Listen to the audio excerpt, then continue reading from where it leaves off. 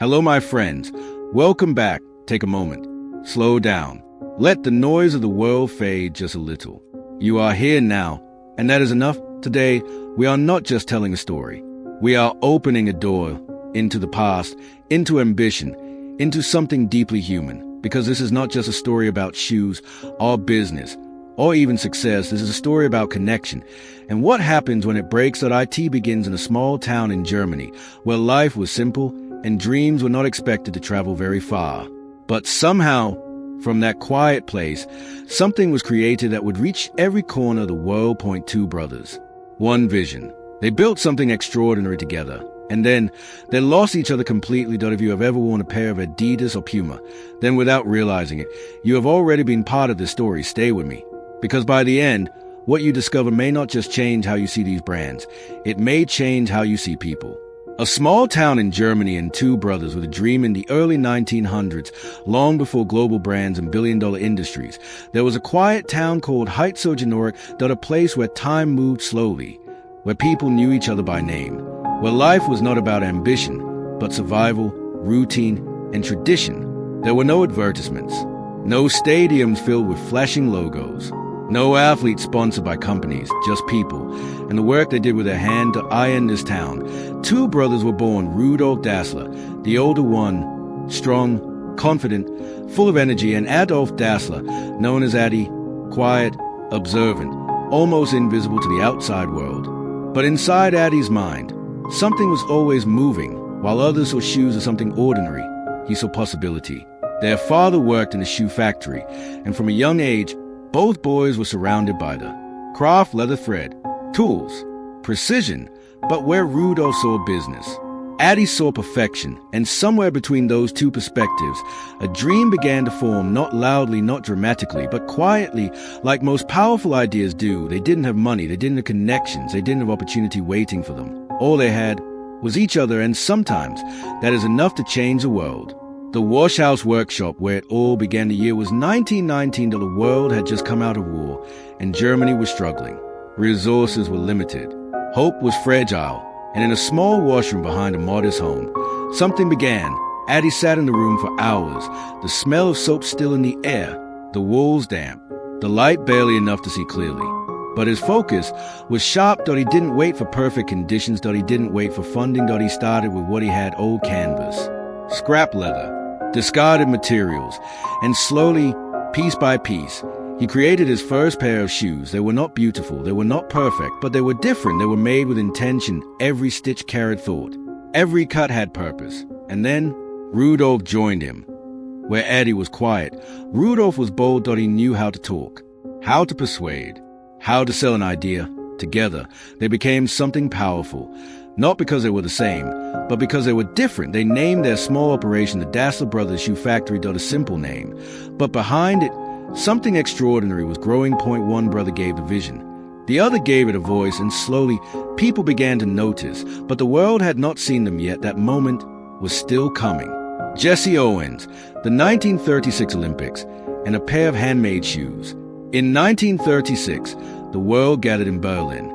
The Olympic Games were more than just sport. They were political, symbolic, watched by millions. And in the middle of it all stood a man who would rewrite history. Jesse Owens. Fast, focused, unstoppable. But before the races began, something quiet happened. Addy traveled to the Olympic Village carrying a small bag. Inside it, a pair of shoes, handmade, lightweight, carefully designed. He approached Jesse Owens, not as a businessman, but as a craftsman. He asked him to try them.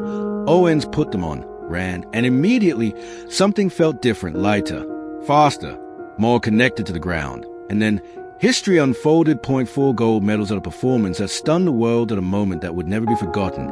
And on his feet were the shoes made in that small washroom. Think about that. From a quiet German town to the fastest man alive, the world didn't just witness greatness that day. It unknowingly witnessed the birth of a global legacy. Orders started coming and the factory grew. The dream was no longer small. But success has a way of revealing cracks that were always there. And between the brothers, something began to shift. The Second World War and the silence between brothers. In 1939, everything changed. War does not just destroy cities. IT changes people. the factory stopped producing sports shoes. Instead, it made boots for soldiers. The purpose was no longer passion that IT was survival, and during those years, something invisible grew between the brothers, distance, not physical, but emotional. There are many theories about what happened. Some say betrayal, some say misunderstanding. Some say it was simply too many small conflicts left unresolved. Their wives argued, trust faded, communication disappeared. And here's a dangerous thing about silence. It doesn't feel destructive at first. IT feels calm, but over time, it becomes a wall. By the end of the war, the factory still stood. The town survived, but the relationship between the two brothers was gone, not destroyed in a single moment, but slowly erased by time and silence. The split, how one family became two rival companies. In 1948, the final decision was made. They separated, not just as business partners, but as brothers. Adi stayed. He created Adidas, a name taken from himself, a quiet signature turned into a global identity. Point, three stripes, simple, clean, recognizable. Rudolf left and built something of his own. Puma, a symbol of speed, power, independence. Point two, visions. Point two, companies. Point one, origin. And the town was divided. People chose sides. Families stopped speaking. Even friendship was decided by the shoes someone wore.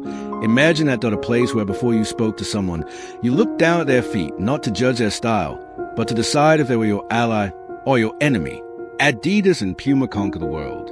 Years passed, and both companies grew beyond anything the brothers could have imagined.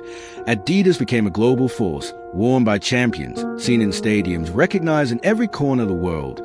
Puma rose alongside it, fast, stylish, competitive, always chasing, always pushing. They were rivals, but also reflections of each other. Point two, branches of the same broken root. Rudolf died in 1974. Adi died in 1978. They were buried in the same town, but not together. Even in death, the distance remained.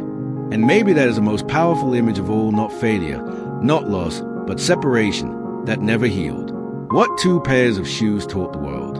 Every time you wear a pair of Adidas or Puma, you are not just wearing a product. You are wearing a story, a story of creation, of ambition, of brilliance, but also of separation.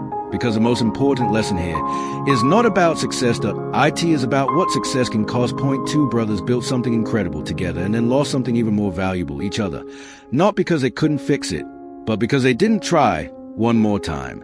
And maybe that is a quiet truth hidden in this story, that what we build with people will always matter more than what we build alone. So look around your life, your family, your friends, the people walking beside you, and ask yourself, is there silence growing somewhere? If there is, break it before it becomes something you can never cross. Thank you for being here with me.